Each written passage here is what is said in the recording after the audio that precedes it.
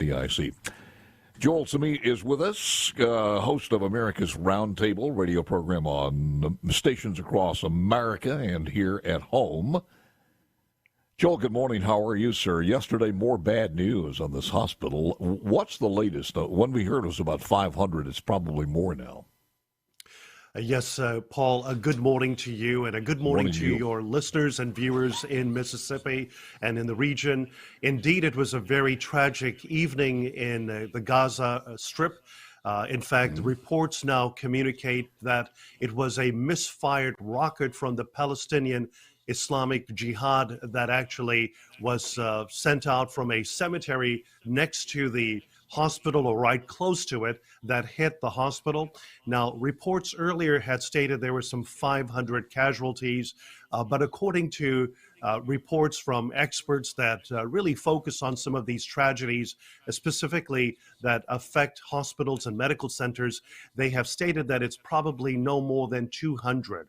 But indeed, every life lost is a great tragedy, and we are certainly concerned about what's happening in Gaza. And we have to keep in mind that the Palestinian rockets that they fire from Hamas and the jihadist group, 20 to 30% are misfired rockets. So they land right in Gaza. Joel, is that taken now as gospel, or are they still disputing, some people still saying it's Israel? Or has that been confirmed? It is confirmed that the rocket was misfired. President Biden, who landed in Israel a few hours ago, he also saw the evidences. The administration and the U.S. government has said that it was a misfired rocket. So we're all in agreement looking at the evidences. And I just heard this morning the communications that was intercepted was in Arabic. They were able to translate that. And here is two of the Palestinian terrorists talking to one another and claiming that they misfired and it hit the hospital. But Unbelievable. The concern that we have, I think that all of us in media have, and those in public policy and government, is that when reports like this first surface, it's important to verify it. So BBC, CNNs of the world went out blaming Israel and causing greater problems. So I think, as far as our friends in the that may be more biased with an anti-Israel stance, ought to look at information first. In Congress, the Republicans, they can't pick the right speaker, and the Democrats can't pick the right victim in this conflict. Israel just bombed a Christian hospital in Gaza, murdered over 500 Palestinian civilians. White phosphorus chemical bombs confirmed by human rights groups was not enough to keep open their eyes. About 1,000 dead children wasn't enough. Will you open your eyes and act now? Now, that's the word of Odd Squad member Ms. Tlaib. She said this immediately after it happened, and she is a member of Congress. I mean, this is unforgivable that she would do something like that, blaming Israel. How these people have integrated into our system of government is beyond me.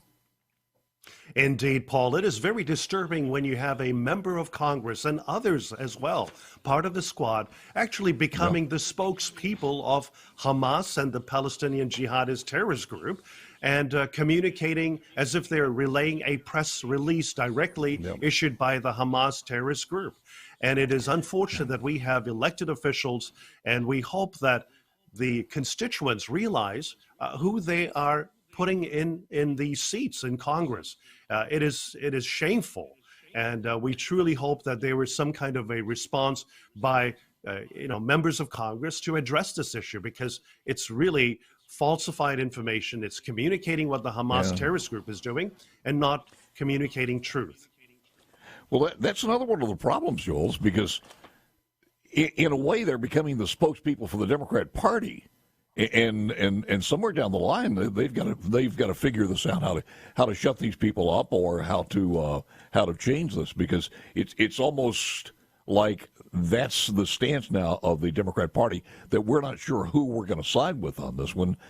I do not understand, and we've talked about this over the years, why in the world do a lot of Jews in America still are loyal to the Democrat Party?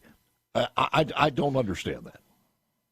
Well, we have to remember the history of the uniqueness of the Jewish communities here in America, going back to the time of George Washington. George Washington visited a synagogue up in New England, and there were good relations between the founding fathers of America and the Jewish community. In fact, the Jewish community truly appreciated Abraham Lincoln. A great number of his close advisors were part of Abraham Lincoln's cabinet and their team, and Abraham Lincoln talked about it. However, over the years, there has been a pull from the Democratic side to side with the Democrats, which really doesn't make sense. They were standing strong for the civil rights movement. However, as we all know from the historic point of view, that actually the Democrats were opposed to civil rights.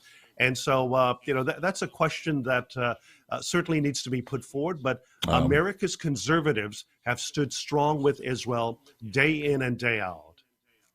And no president in our lifetime, more so than Donald Trump, who has Jewish members in his family, as you well know. It's not that hard. It was kind of hard for people to disagree with this one, because it's not like go back to this firing of the hospital accidentally. It's not like it was fired from the first edition of the Sherman tank that rolled out many years ago. I mean, these are all digital, computerized, all of that equipment. They know how many they fired, what they fired, where they fired. And at the same time, we're having that group saying they're firing Israel, and the pathway is over this hospital, and apparently it did misfire. So it's going to be very hard for somebody like Tlaib or anybody else to say, that's conspiracy. It really was Israel. Yeah. In fact, I really appreciate the fact that, first of all, we have to understand Israel is a democratic nation, a rule of law nation. They do their investigations, and they know before they make a statement that they're going to be held to account by the rest of the world. So they have to make sure that they carefully assess the situation, analyze it, and then give the reports to the media and to the world. Yeah. So in this case, we know that the Israelis were right and Tlaib was wrong. I wish we had more time. I do want to ask you this before you leave, though. Where are the sensitive points that you think others might come in here? The thin veil there that might be, is it Hezbollah, or who else might join in on this one? And where are those points at as far as those risky points that might happen? Well, the northern Israeli border is a great concern. We have Hezbollah, which is funded and aided by Iran. So that is a great concern. Yeah. We also have Iranian soldiers on Syrian territory. That's another concern. And in fact, the UN Security Council's sanctions on Iran expires today. And Russia said that it is no longer obliged to holding back resources to provide Iran with whatever they need. And so that's a danger to America. Yes, it is. It's a danger to the rest of the world. Those tunnels are pretty sophisticated that they have there in Hamas and in the Gaza Strip, are they not? Absolutely. Within Gaza, there's miles and miles of tunnels. If they had put that concrete and metal and other things to good use and helping their citizens, that would have been one thing. But it is a huge problem for Israel as they begin this ground incursion down the road. Do we know if they're hostages there underneath in those tunnels? In fact, from what the Israelis have communicated, that is their concern, that these hostages are placed in these tunnels, and it is going to be a great challenge. And now we've heard that there are over 250 hostages, and Americans as well. I figured that because they could send a couple of daisy cutters and collapse those things, and that's probably the reason they haven't done that. Joel, thank you, sir. Appreciate it. I hope we can call on you again for another update soon. Appreciate it very much, sir. Thank you, sir. Thank you very much, Paul. Appreciate that. Keith Davis joins us coming up next.